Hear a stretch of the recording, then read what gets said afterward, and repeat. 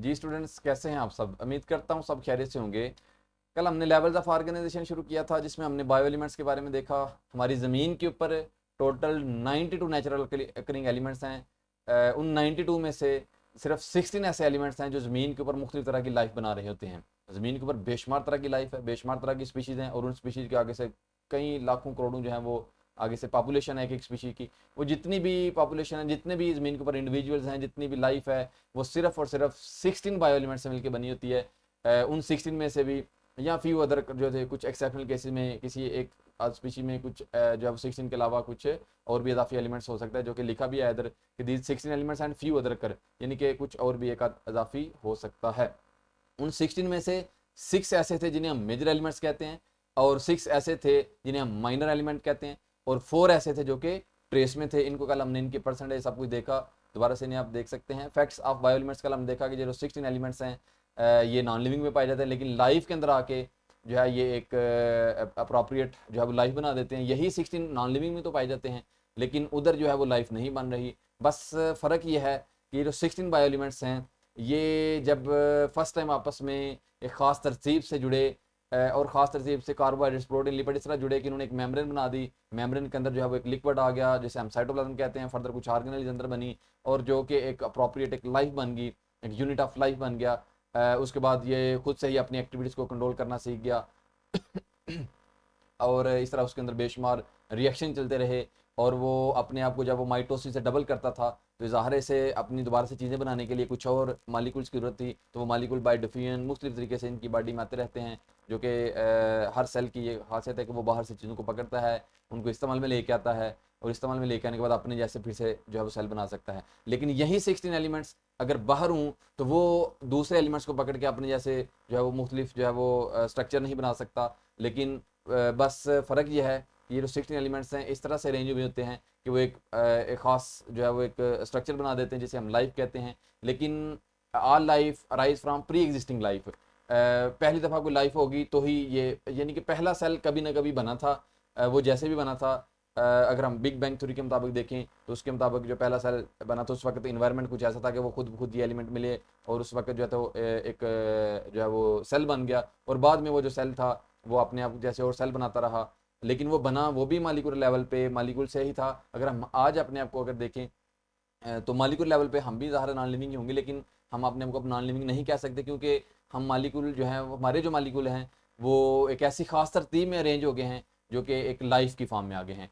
अब जो है वो एक ज़बरदस्त किस्म की जो एक एक्टिविटीज़ उसके अंदर कंट्रोल हो रही हैं या चल रही हैं। कम्प्लेक्सिटी हमने देखा कि जो ऑर्गेनिज्म है उनकी जो अंदर जो एलिमेंट्स हैं वो एक ख़ास तरतीब से अरेंज हुए होते हैं, और उनकी इस अरेंजमेंट से कम्प्लेक्सिटी बढ़ती है जो कि हमें नॉन लिविंग से जो है वो डिफरेंट करती है। हमारी बॉडी में कुछ कंट्रोल सिस्टम है, इसको हमने देखा जो कि बाय जो है वो बिल्ट होता है, बिल्ट इन होता है हमारी पैदाइशी तौर पे हमारी बॉडी में होता है, जो कि हमारा डिफेंस यानी कि इंटीग्रिटी फ़ायदे के लिए, बका के लिए काम करता है। प्रोटोप्लाज्म कल हमने देखा। फॉलोइंग लेवल्स कुछ हमने देखने हैं, अटामिक से लेके जो है वो हायर लेवल तक, बायोम तक हमने पहुँचना इंशाल्लाह। हमने कल अटामिक सब अटामिक को देखा, एटम के अंदर जो है वो सब अटामिक पार्टिकल कौन से हैं, इलेक्ट्रॉन, प्रोटॉन, न्यूट्रॉन। एलिमेंट और एटम में डिफरेंस कल हमने देखा। मालिक्यूल लेवल को कल हमने देखा, और यही मालिक्यूल्स हैं, मालिक्यूल्स के अंदर जो है वो एलिमेंट जो होते हैं वो मुख्तलिफ तरीके से जब आपस में अरेंजमेंट इनकी देखी कि वो जब अरेंज होते हैं तो उनके अरेंजमेंट से वैरायटी ऑफ मालिक्यूल बनते हैं, और ये जितनी ज़्यादा वैरायटी ऑफ मालिक्यूल्स यानी कि जितने ज़्यादा मालिक्यूल बनेंगे मुख्तलिफ तरह के, उतनी ही उस ऑर्गेनिज्म में कम्प्लेक्सिटी बढ़ेगी, और उतनी ही कम्प्लेक्सिटी जितनी बढ़ेगी उतनी ही उसके अंदर फंक्शनलिटी काम को करने की सलाहियत बढ़ेगी। मालिक्यूल में हमने क्लासिफिकेशन ऑफ मालिक्यूल देखा on the basis of weight, micro molecule, macro molecule on the basis of hydrogen and carbon की प्रेजेंस में हमने देखा ऑर्गेनिक, इनऑर्गेनिक को देखा हमने। मोस्ट अबंडेंट मालिक्यूल जो है जो कि किसी भी एक सेल में पाए जाते हैं वो हमने जो है वो देखे। ग्लूकोज है, अमाइनो एसिड है, फैटी एसिड है, ग्लिसरॉल है, न्यूक्लियोटाइड्स हैं, एटीपी, एडीपी, एएमपी, इनको इंशाल्लाह हमने डिटेल में देखना है चैप्टर 2 में।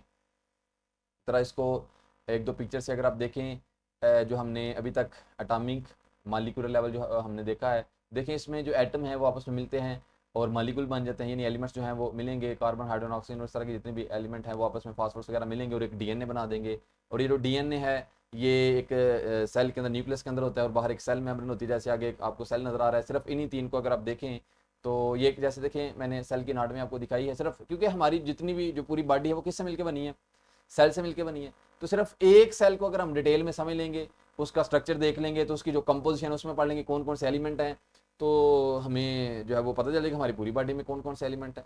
हर सेल के अंदर वही एलिमेंट, हाँ परसेंटेज थोड़ी बहुत डिफरेंट हो सकती है, लेकिन एक सेल के अंदर मेम्ब्रेन होती है, ऑर्गेनेल होती है, तो हर सेल के अंदर वो हड्डियों की सेल है उनके अंदर भी ऐसे ही है, बाहर एक मेम्ब्रेन है, अंदर साइटोप्लाज्म है। पानी की बात जरा परसेंटेज कम हो जाएगी, उसके अलावा ऑर्गेनली जरूर होंगी। तो इसका मतलब एक सेल को अगर हम देखें, वो जो सेल है, सेल के बाहर सेल मेम्ब्रेन होती है और अंदर उसके ऑर्गेनली है। देखिए इसमें न्यूक्लियस नजर आ रहा है, वैक्यूल, लाइसोसोम, न्यूक्लियोलाई है, माइटोकॉन्ड्रिया, स्मूथ, जितनी भी ऑर्गेनल्स हैं डिटेल में देखना है हमने चैप्टर 4 में, एक एक ऑर्गेनल्स का फंक्शन स्ट्रक्चर डिटेल में देखना है। और ये समझे कि सेल को पढ़ना ही, सेल को समझना ही जो है वो लाइफ को समझना है।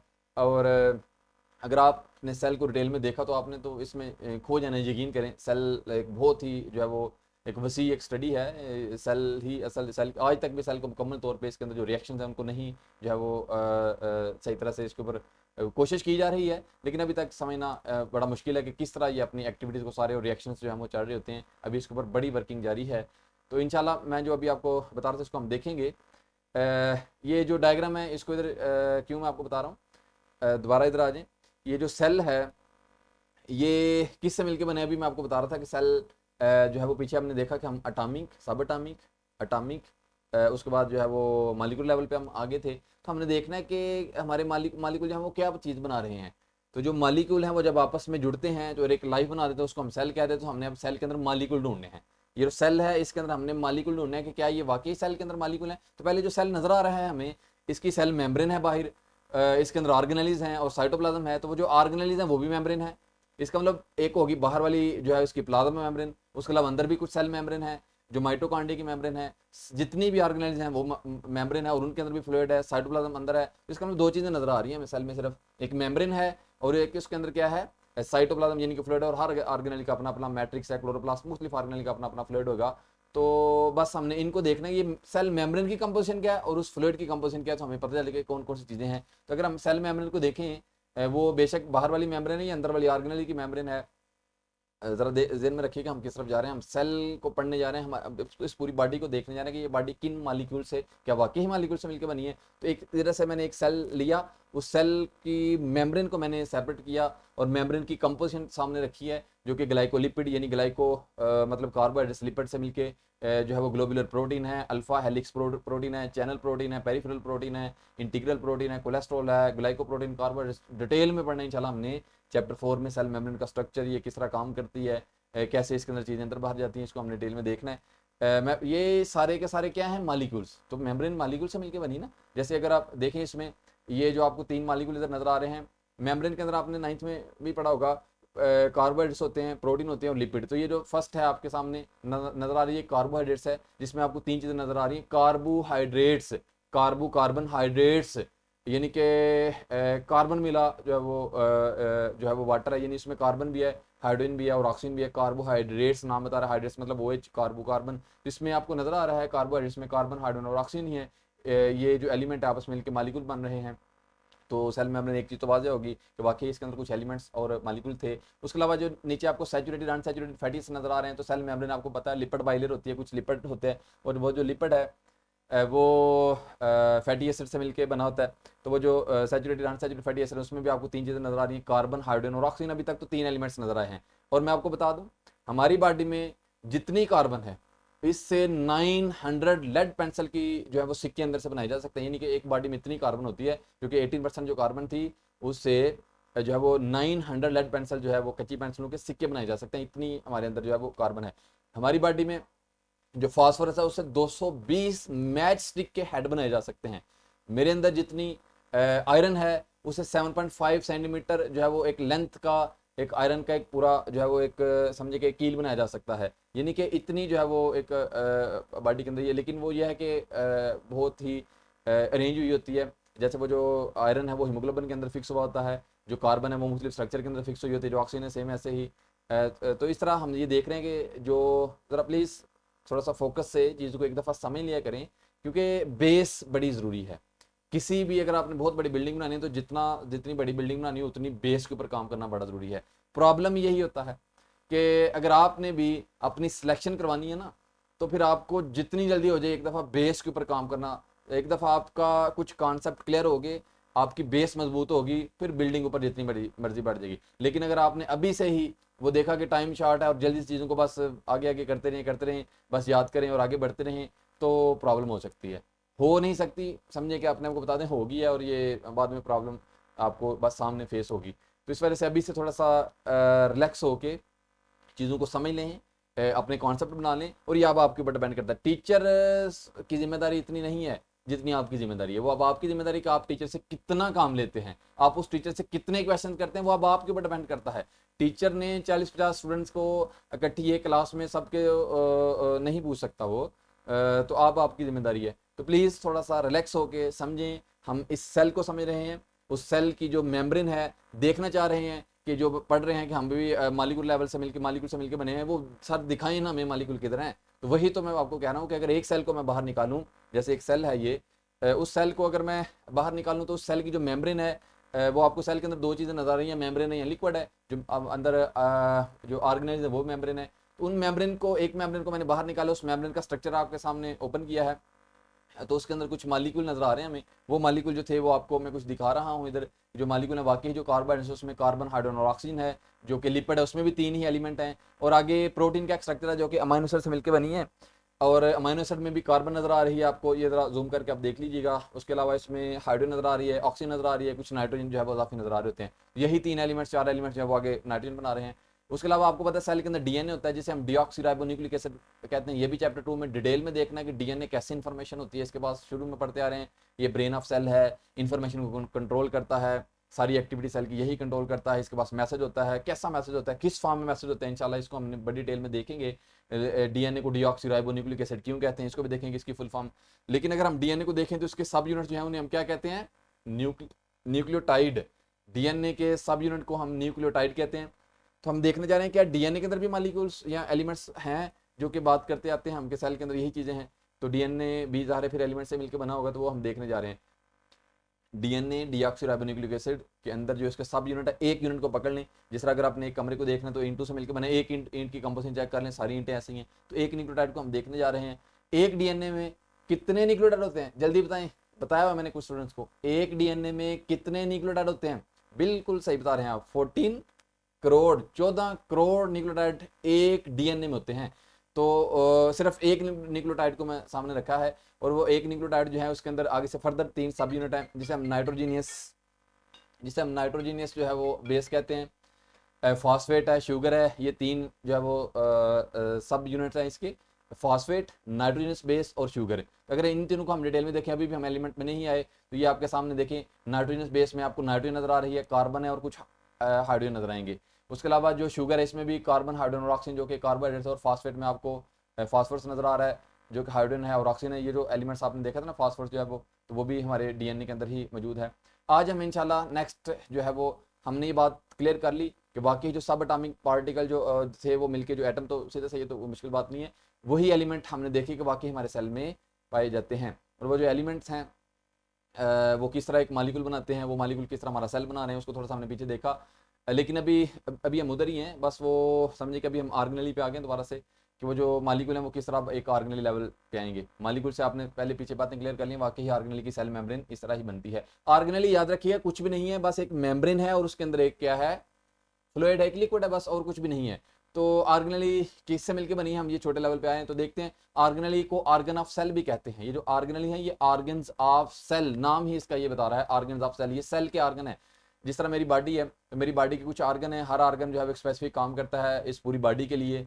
जो आंख है वो देखने का काम कर रही है, कान जो है वो सुनने का काम कर रहा है, दिल जो है वो खून पंप करने का काम कर रहा है, मुख्तलिफ ऑर्गन जो है वो मुख्तलिफ काम कर रहे होते हैं। सेम ऐसे ही सेल के अंदर भी सेल की एक, क्योंकि मैं एक पूरी लाइफ हूँ, तो सेल भी बेसिक यूनिट ऑफ लाइफ है। उसके अंदर भी कुछ छोटी छोटी चीज़ें होती हैं जो कि उसके ऑर्गन है, जो कि उसके लिए काम करते हैं। उसमें माइटोकांड्रिया जो, उन्हें हम ऑर्गेनेल्स कह सकते हैं उन सेल के अंदर, इस वजह से ऑर्गेनेल्स कहते हैं। वो माइटोकांड्रिया जो कि सेल के लिए एटीपी बनाएगी, उसकी एनर्जी बनाएगी।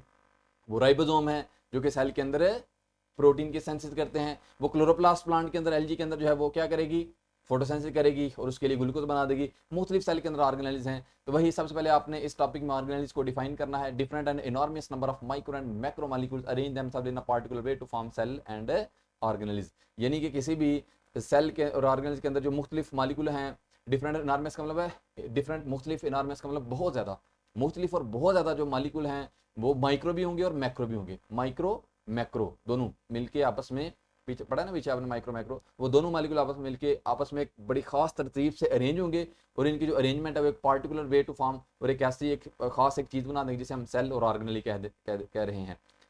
Function of cell are accomplished by this specialised structure जो है वो कंपेरेबल टू ऑर्गन, ये उसकी प्रॉपर डिफाइन ऑर्गेनली की कि जितने भी सेल के फंक्शन है वो किस तरह जो है वो अकम्प्लिश बाय कंप्लीट होते हैं।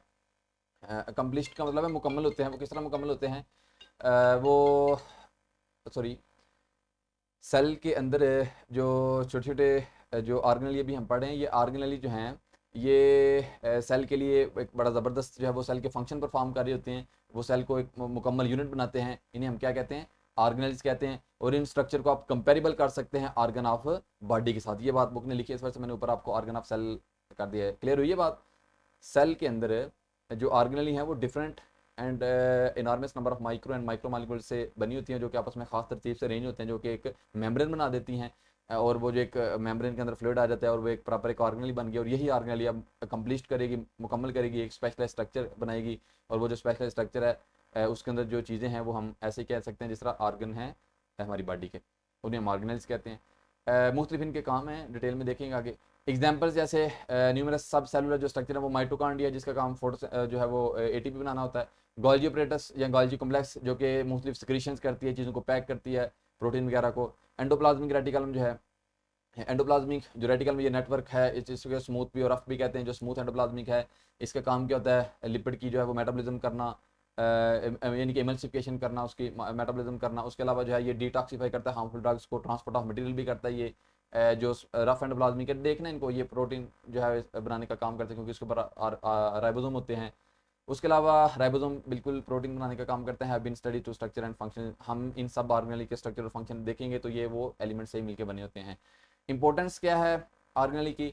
The arrangement of organelle speak the division of labour within cell.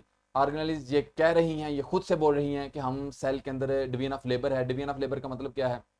जिस तरह अगर मैं एक घर बना रहा हूँ तो उस घर में मैंने मजदूर जो है वो रखे हुए हैं और हर मजदूर की एक डिवीजन कर दी है। डिवीजन ऑफ लेबर का मतलब है मजदूर, कि आपने किसी ने सीमेंट लेके आना है, किसी ने बजरी लेके आना है, किसी ने रेत लेके आना है, किसी ने पानी लेके आना है, किसी ने ईंटें लगानी है, तो हर एक को एक उसका स्पेसिफिक काम दे दिया गया। सेम ये जो डिवीजन ऑफ लेबर एक काम घर बनाने के लिए है, तो सेम सेल के अंदर भी डिवीजन ऑफ लेबर ही है कि वो उस कह देता है कि राइबोसोम आपने क्या करना है, आपने प्रोटीन बनानी है। माइटोकॉन्ड्रिया आपने क्या करना है, आपने एटीपी बनाने हैं। क्लोरोप्लास्ट आपने क्या करना है, आपने ग्लूकोज बना देना है। गोल्जी ऑपरेटस जो है, जो गोल्जी वेजिकल जो हैं, आपको कुछ प्रोटीन दी जाएंगी, आपने इनको पैक करना है, एंजाइम की फॉर्म में बदल देना है, मुख्तलिफ सिक्रीशन की फॉर्म में लाइसोसोम बना देने हैं। तो ये सारे काम इनके हैं। तो ऑर्गेनली कह रही है, स्पीक कर रही है, बोल रही है कि सेल के अंदर मेरी डिवीजन जो है वो एक मजदूर की तरह ही है, मुझे एक स्पेसिफिक काम दे दिया गया है। फिर से वही बात, जो ऑर्गेनलीज हैं वो आपको नजर आ रही हैं सेल के अंदर, इन ऑर्गेनलीज के मुख्तलिफ काम होंगे। जो ऑर्गेनलीज लेवल की ही आगे से आपने हेडिंग्स इसी तरतीब से बनानी है। इनके साथ साथ स्क्रीनशॉट ले सकते हैं आप, बुक सामने रख के प्रॉपर एक एक चीज़ को हाईलाइट करके इसी तरतीब से आपने हेडिंग बनानी है। कोई एक लाइन भी मिस नहीं हुई आपकी बुक को, टोटली मैंने जो है वो आपकी बुक को इधर जो है वो लिखा है, इस इधर मैंने एक उसको अरेंज किया है ताकि आपके लिए आसानी हो। तो हर एक एक लाइन की आपके सामने हेडिंग बनी होगी जो आपके लिए आसानी होगी। तो आपने बुक को फॉलो करना है साथ साथ और एक एक लाइन को समझना भी है। जिस लाइन की समझ नहीं आएगी आप फ्रीली, मैंने आपको कहा हुआ है, आप क्वेश्चन करें, उन क्वेश्चन को आपके लेक्चर में ही डिस्कस किया जाएगा ताकि आपके लिए आसानी हो जाए। तो अब आपके ऊपर डिपेंड करता है कि आप किस चीज़ को कितना समझते हैं। कोशिश ये करें कि सबसे पहले अपना जो सब्जेक्ट है, इस सब्जेक्ट के जो रिलेटेड जितने भी क्वेश्चन हैं, एक एक लाइन के जितने रिलेटेड जो भी क्वेश्चन हैं, इनको प्लीज़ क्लियर करें। सॉरी मैं ज़रा इसको एक मिनट मोबाइल साइलेंट पे लगा रहा हूँ।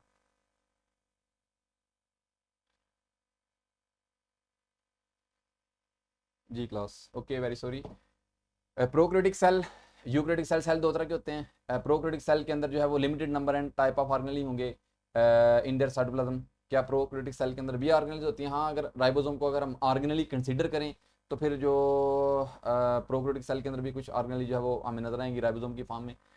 लेकिन यूक्रियोटिक के अंदर ही ऑर्गेनलीज जो है वो का कॉन्सेप्ट पाया जाता है। Eukaryotic are rich and in number and kinds of जो है वो मेम्ब्रेन बाउंडेड ऑर्गेनली जो है वो हमें यूक्रियोट के अंदर जो है एक पार्टीशन नजर आती है हमें किसकी? मेम्ब्रेन की। प्रोक्रियोट्स के अंदर तो बाहर एक ही मेम्ब्रेन होगी जिसे हम सेल मेम्ब्रेन कहते हैं, प्लाज्मा मेम्ब्रेन।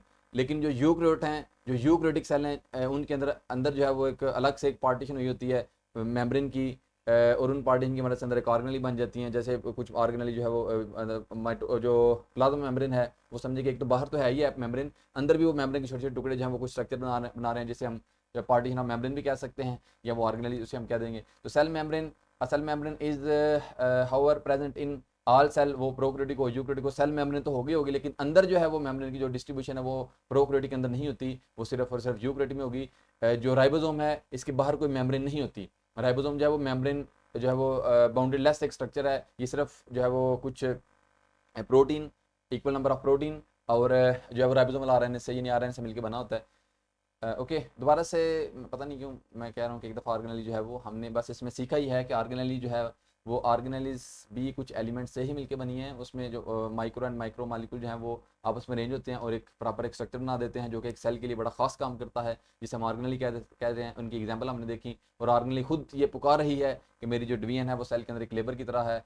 मैं प्रोकैरियोट में भी पाई जाती हूँ, लेकिन बहुत कम है मेरा नंबर प्रोकैरियोट में, और वो सिर्फ और सिर्फ राइबोसोम आपको नजर आएंगे। मैं यूकैरियोट में ही मेरा असल काम है, ये राइबोसोम खुद कह रही है, और प्रोकैरियोटिक एंड यूकैरियोटिक में सेल मेम्ब्रेन तो बाहर होगी।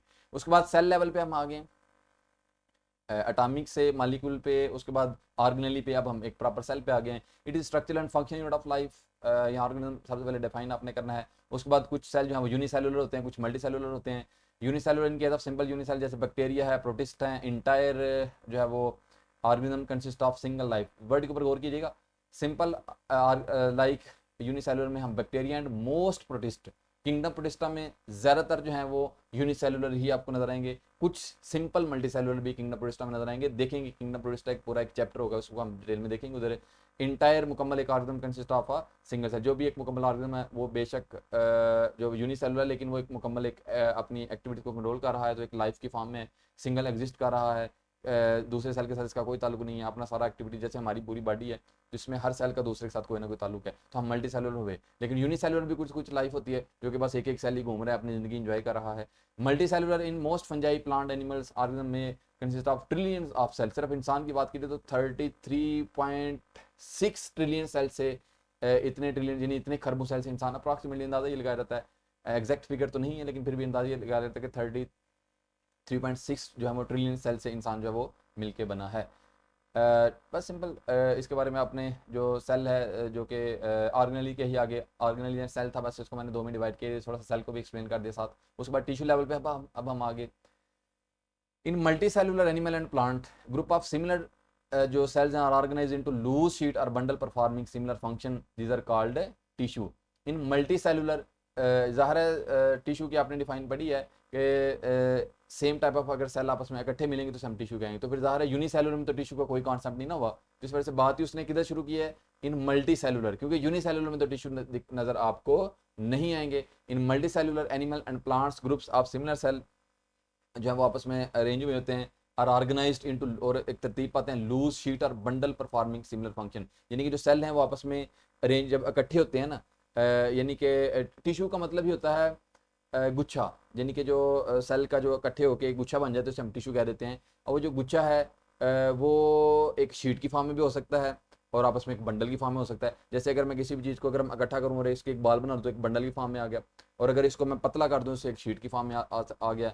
कोई भी एक मेरे पास कोई भी सेमी लिक्विड कोई चीज़ है, उसको मैंने इकट्ठा करके एक बाल बना लिया है, तो वो जैसे देखें ये अगर मैंने एक इस टिश्यू का ही एक मैंने बाल बना दिया है, तो ये समझिए ये टिश्यू जो है ये सेल से मिलकर बने हैं। ये सेल आपस में इन मल्टी सेलुलर एनिमल एंड जो है सिमिलर सेल और ऑर्गेनाइज जो है एक तरतीब पाते हैं, वो एक बंडल की फॉर्म में भी आ सकते हैं। और अगर इस टिश्यू को मैं देखूं तो यही टिश्यू था जो कि एक बंडल की फॉर्म में आ गया, और यही सेल या टिश्यू वो जो सेल थे यार ये भी सेल से मिलकर बना है ना टिश्यू, तो ये जो टिश्यू है ये भी सेल से मिलकर बना है, लेकिन ये एक प्रॉपर एक जो है शीट की फॉर्म लूज शीट की फॉर्म में आ गया, तो ये सेल दोनों तरह से हमें नजर आते हैं।